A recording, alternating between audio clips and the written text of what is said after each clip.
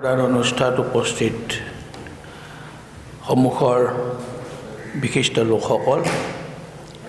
পৰিষদৰ সভাপতি doctor Ahmed, professor Monirul Hussain, Shri অনন্ত কলিতা ডাঙৰীয়া,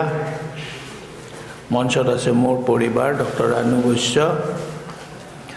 আৰু আজি যি দুটা বঁটা প্ৰদান কৰা হৈছে, এই বঁটা যাৰ নামত হৈছে সেই দুইজন ব্যক্তিৰ পৰিয়ালৰ পৰা আজি ইয়াত উপস্থিত হোৱা পৰিয়ালৰ লোকসকল।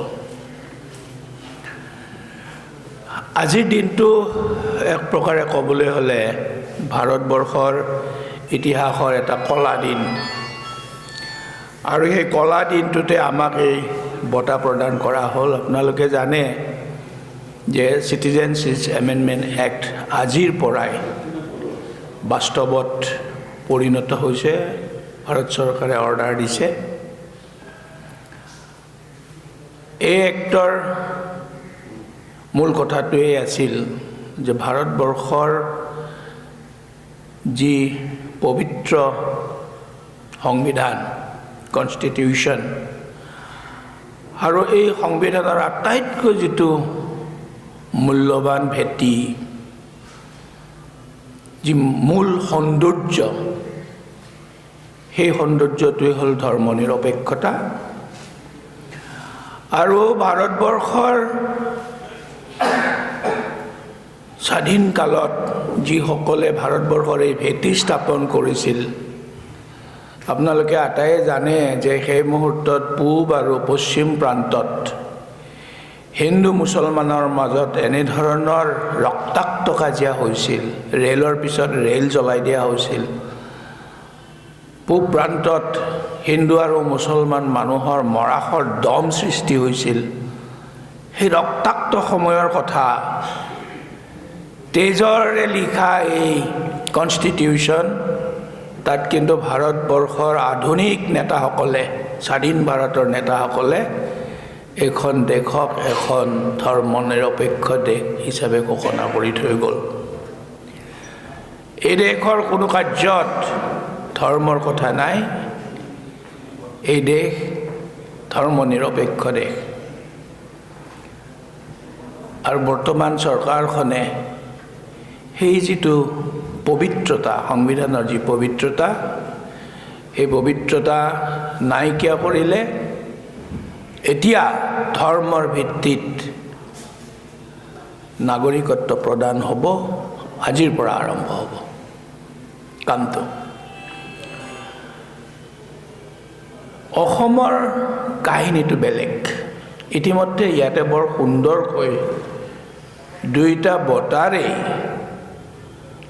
যি দুখন প্ৰতিবেদন ইয়াত দাঙি ধৰিছে, তাত সুন্দৰকৈ কিছুমান কথা উপস্থাপন কৰিছে। আৰু সেইবোৰৰ সংখ্যা, কিহৰ সংখ্যা? মানুহৰ সংখ্যা, পাৰ্চেণ্টেজ, কিমান পাৰ্চেণ্টেজ অসমীয়া আছিল, হিন্দু মুছলমান ক'ৰ পৰা আহিল, অসমলৈ ক'ৰ পৰা মানুহ আহিল, ইমিগ্ৰেশ্যন হ'ল। এই যিটো ইমিগ্ৰেশ্যন শব্দটো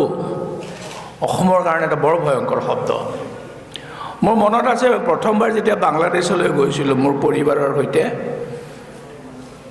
মোৰ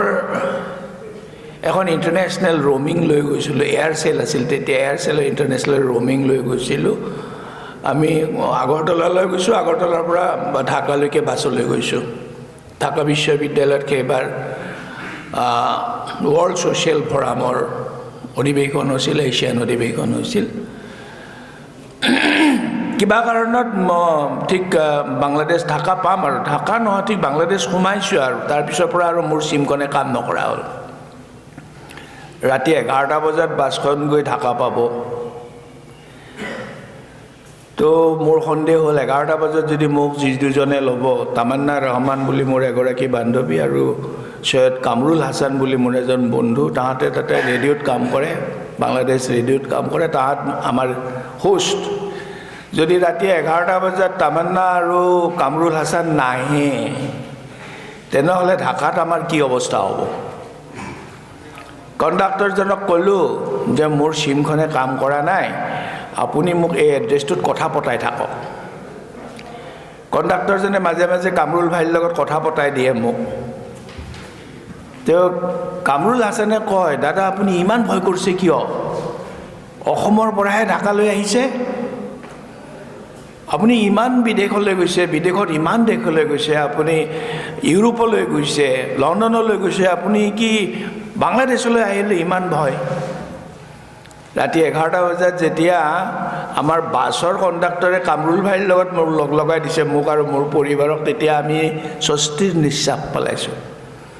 তেতিয়া কামৰুল ভাইক ক'লোঁ কামৰুল ভাই বাংলাদেশ শব্দটো আমাৰ কাৰণে বৰ ভয়াৱহ শব্দ পৃথিৱীৰ যিকোনো কথাই নকওক কিয় আমি ইমান ভয় নাখাওঁ কিন্তু বাংলাদেশ শব্দটো আমি বিৰাট ভয় খাওঁ কামৰুলে জানে কথাবোৰ আৰু জানি তেওঁ বুজি পাইছে কাৰণ ইতিমধ্যে আমি ডেইলি কথা পাতোঁ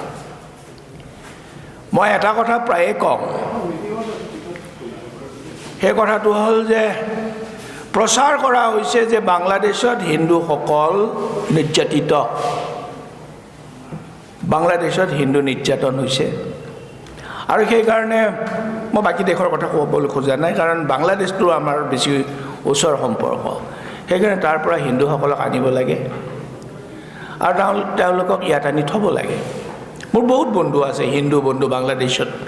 মই এটা কথা আপোনালোকক ক'বলৈ মন কৰিছোঁ যে আমি দিনটো ঘূৰিছোঁ ঘূৰি এটা সময়ত আমাৰ ভাগৰ লাগিছে মই নাস্তিক মানুহ মোৰ মছজিদতো মোৰ ৰাপ নাই মোৰ মন্দিৰতো ৰাপ নাই ধৰ্মৰ লগত মোৰ কোনো সম্পৰ্ক নাই তো কামৰুল ভাই কৈছে দাদা এটা মন্দিৰ আছে মন্দিৰটো আপুনি চাব লাগিব মই কৈছোঁ কামৰুল ভাই ভাগৰ লাগিছে মন্দিৰ চাবলৈ নাযাওঁ কৈছে নহয় দাদা আপুনি মন্দিৰটো চাবই লাগিব আৰু আধা ঘণ্টা গৈ মন্দিৰ পালোঁ এইটো বাবা লোকনাথৰ মন্দিৰ বাবা লোকনাথ বিখ্যাত এজন মানুহ বুলি শুনিছোঁ তেওঁৰ মন্দিৰটো বাংলাদেশত আছে ঠিক আমাৰ হেৰি মন্দিৰৰ নিচিনা জগন্নাথ মন্দিৰৰ দৰে বাহিৰত বহুত মিঠাইৰ দোকানবিলাকত দেখিছোঁ পৃথিৱীত ৰঙি পঢ়া মানুহ মই সুধিলোঁ তুমি হিন্দু নে মুছলমান কৈছোঁ মুছলমান গোটেইখিনি মুছলমান মানুহ তো তোমালোকৰ এই যে মিঠাই চিঠাই এইবিলাক কোনে খায় চবেই খায়